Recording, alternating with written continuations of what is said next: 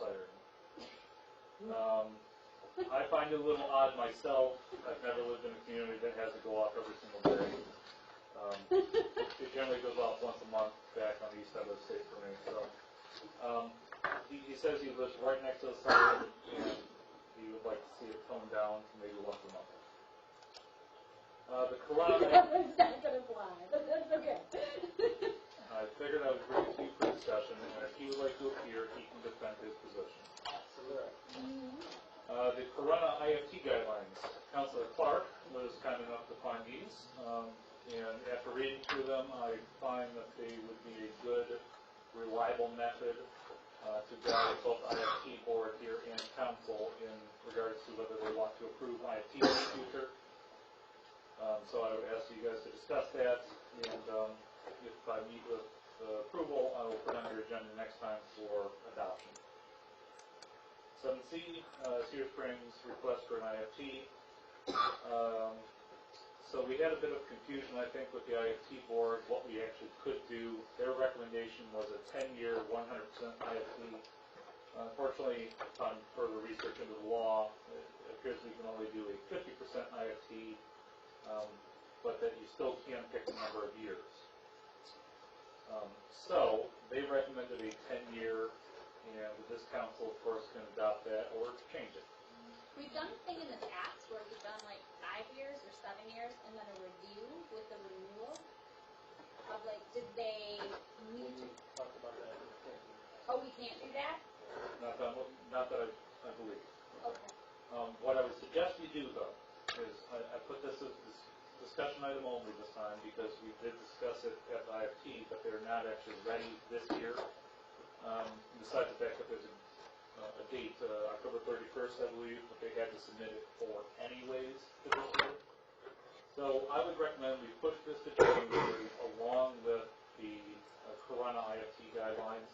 If you guys want to adopt the guidelines, you can adopt it and then apply that formula to this request, which should then give you the number of years that's appropriate under the guidelines. So that would be my recommendation. I think that's a good idea. The IFT board looked out there and there was a lot of things that we didn't know for sure what we could do. There was a lot of discussion. Mark was there, and it came down to where we gave them what we thought. Sure. Finding out after the fact, according to the research, and, I think this Corona paperwork was pretty interesting, and I think maybe we should adopt it Yeah. for future IFT. I appreciate the homework on it, by the way. Dumb luck. That's all. Well, probably a little more than dumb luck. I'm guessing you didn't trip over it on the sidewalk. I was looking for stuff, so I didn't even know what an IFT was. So, yeah, that's where I was. So, Martin Luther King Day. The last time we closed City Hall on Veterans Day, we were all very productive. I was able to clear out about half the old paperwork that was in my office. We also did some decorating and some other things, cleaning stuff that doesn't really get clean. So I would ask, permission to close again on Martin Luther King Day to the public only. City staff would still be in-house doing the things we do. I was also going to ask whether you guys would be okay with me closing City Hall on December 22nd, just a couple hours early. It's the last day that we're open before the break, and I was thinking about having a holiday party with this day. Next Thursday. Sorry? Next Thursday. Whatever date is 22nd. What do you think? It's Thursday, Friday. Martin Luther King Day would be on I January. think the goal would be called collegiality. That would also be an acceptable way to put it, yes. You mean holiday training session? Sure, quality training session. Held at a local restaurant establishment. As a person who had several North Central accreditation goals, collegiality actually written into our goals. Just say it. We could call it a team building exercise as well. There you go. That's what it was. Checking out local establishments and evaluating.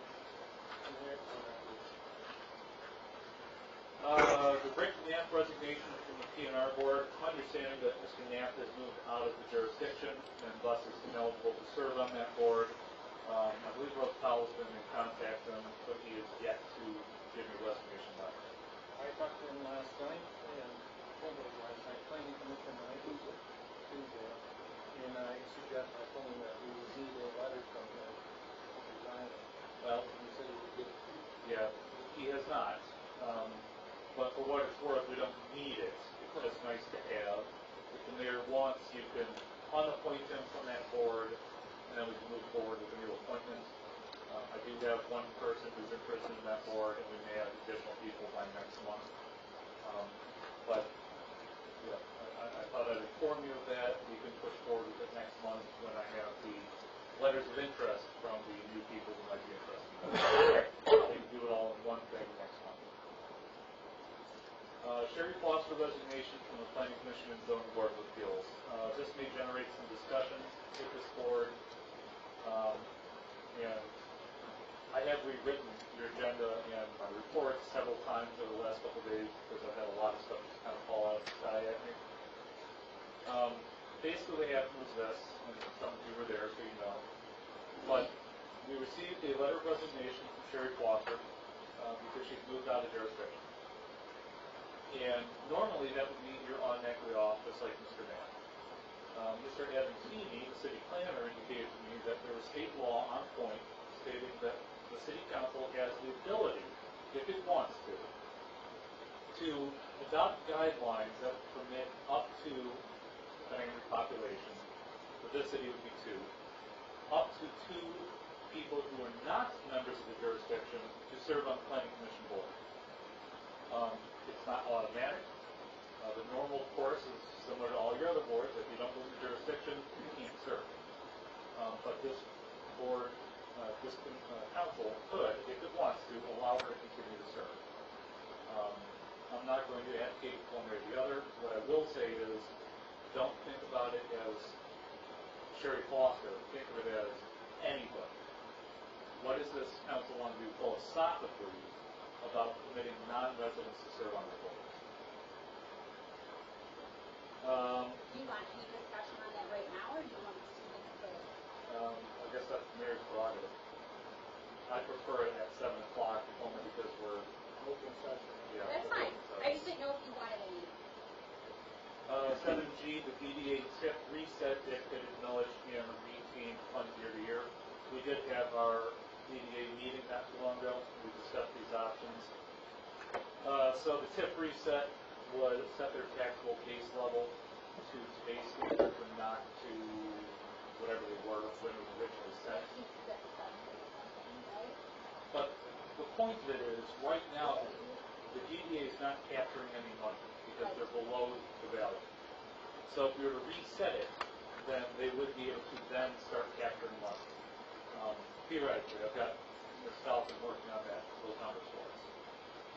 Another thing that's permitted under the DDA law is that they can seek a dedicated millage. So what we would consider doing is wait until there's an appropriate election and then put that in front of the voters. I would suggest a very minimal millage for a very short period of time, say, 3 years. A quarter of a mil or something? Something tiny, just enough to give them the money to do the things that they're supposed to be doing already. Right. And then within 3 years of doing that, they should be improving the property values enough that they start capturing again the value. So that's the possibility. Do you have any idea what the numbers would be of bringing them up to modern? No. I mean, I understand you still have to do it, right? Yeah, I'm looking at a back of the napkin ballpark. Unless Ms. Falcon is prepared right now. Well, if you chose to do this in 2017, your new base would be the 2017 value.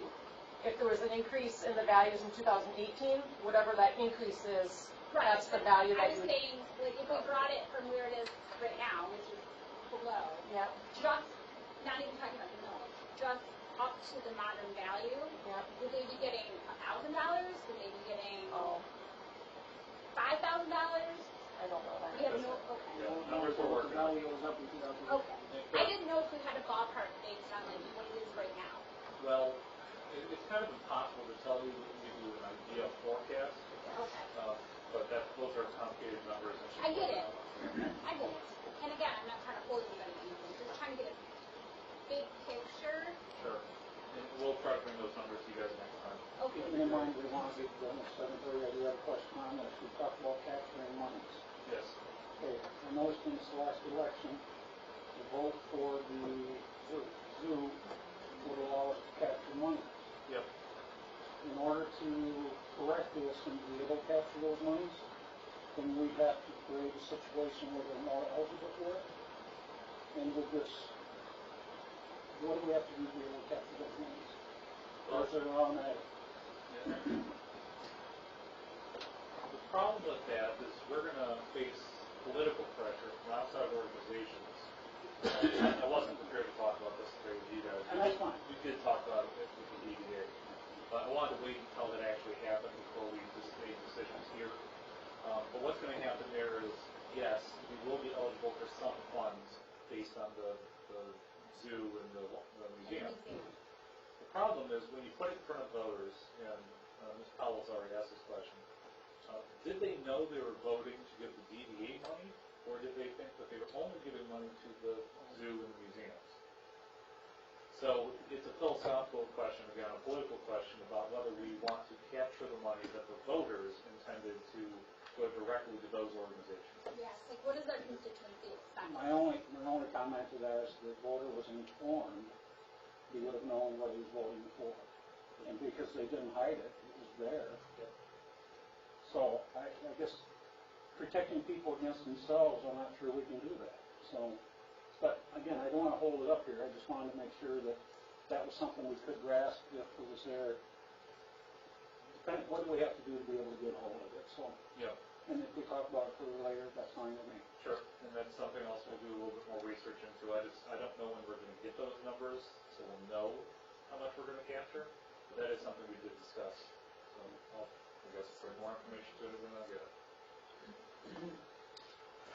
Okay, Yankee Zephyr Racing Winter Festival Snowmobile Racing, that's a tongue.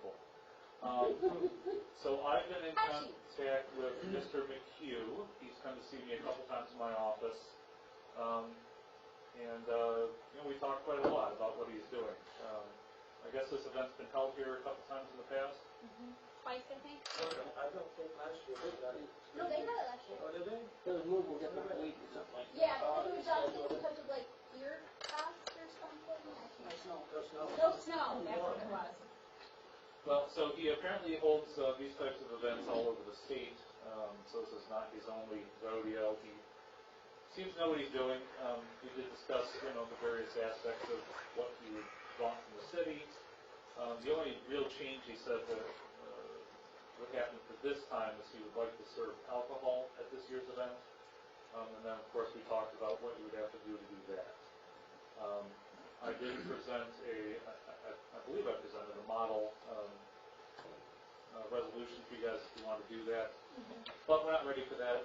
He does have to seek out the actual vendor. He has to get permission from the sheriff's department, the state. There's a lot of things that have to go on between now and then.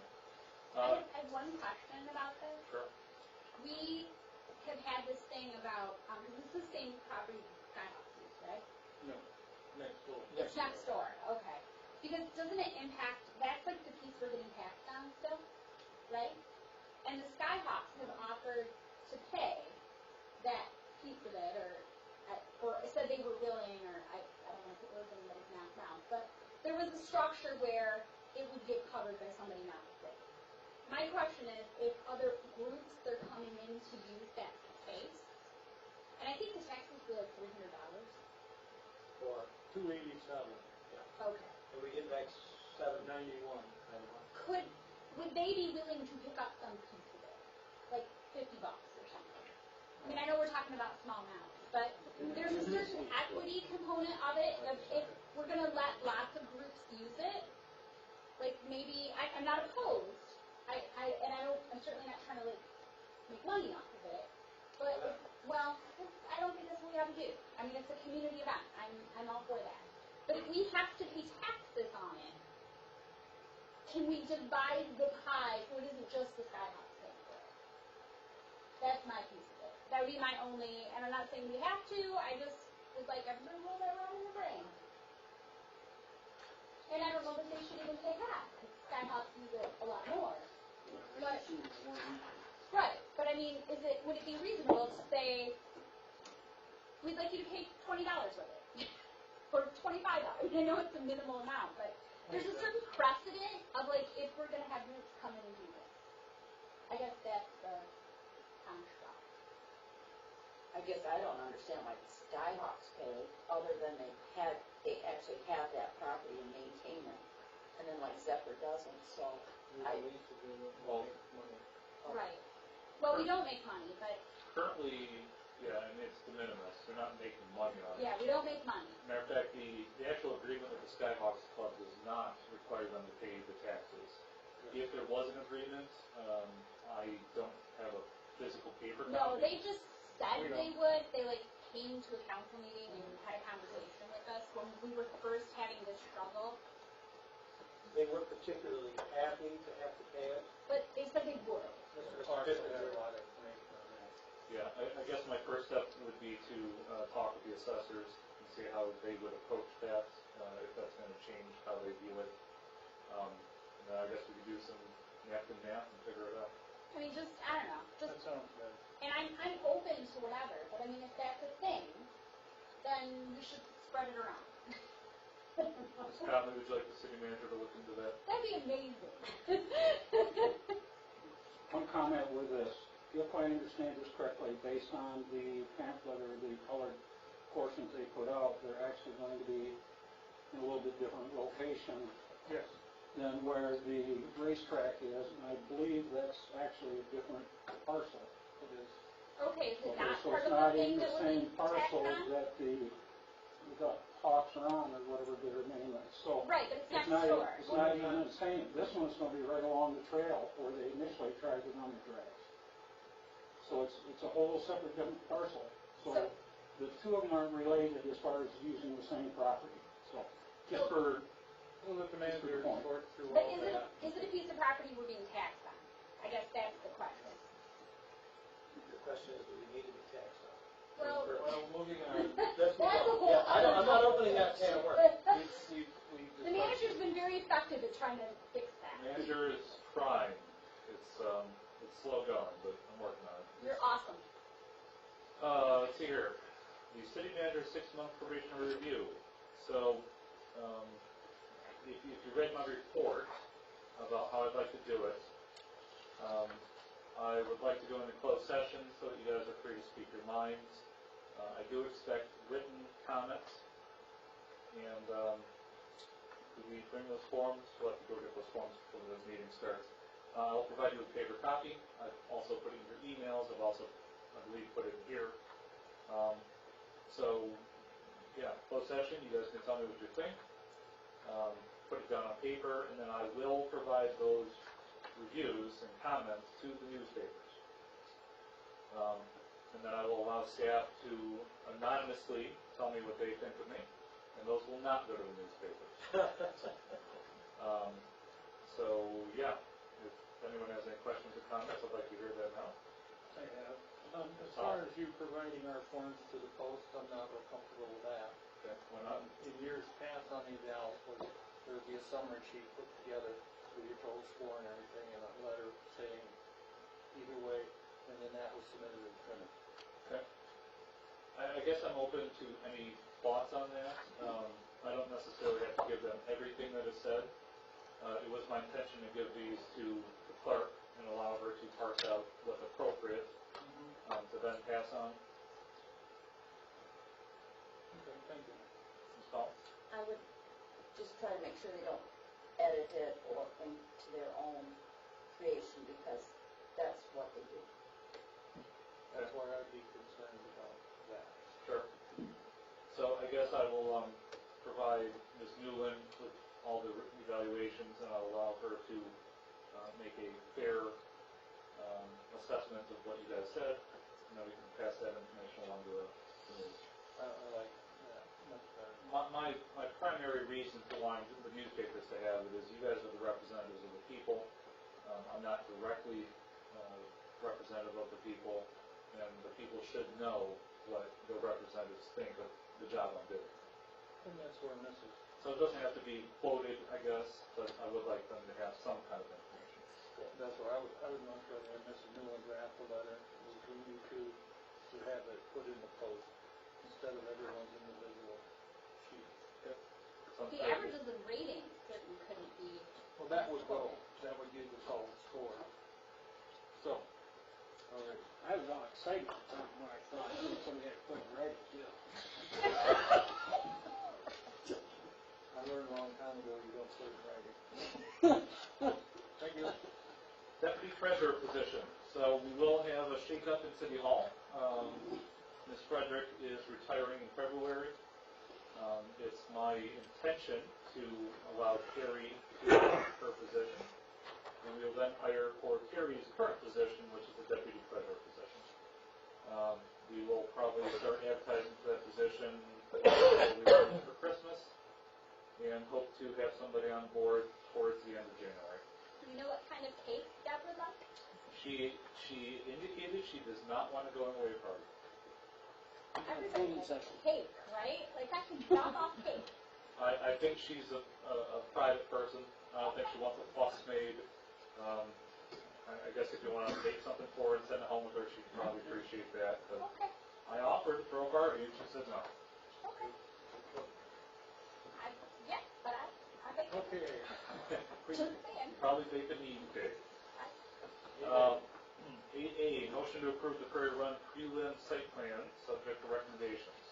This was in front of the Planning Commission 2 days ago. They approved it with the recommendations of the engineer and the planner. And I guess I would ask you to follow suit. I will allow Jerry and Perry to discuss that more if they'd like. We've seen this several times in several iterations. We have. Originally it was a site plan condominium, now it's a platted condominium. It just changes a few things about drainage and the retention pond, who's going to take care of things. But it's pretty similar. Yeah. And the change was not because of us. No, it was not. It's their request. Ms. Powell? My only concern about that whole plan was there really wasn't anything that addressed the sidewalk. There was. What do they have to get some details on those before we approve Because it? we have, we're showing that they had to revise those and show the differences and Did they revise them now? yeah, they have to go in and be subject to approval of the engineers and all those others. Because as I read, it said they would build the sidewalk as the house was built. No, there's no acceptable.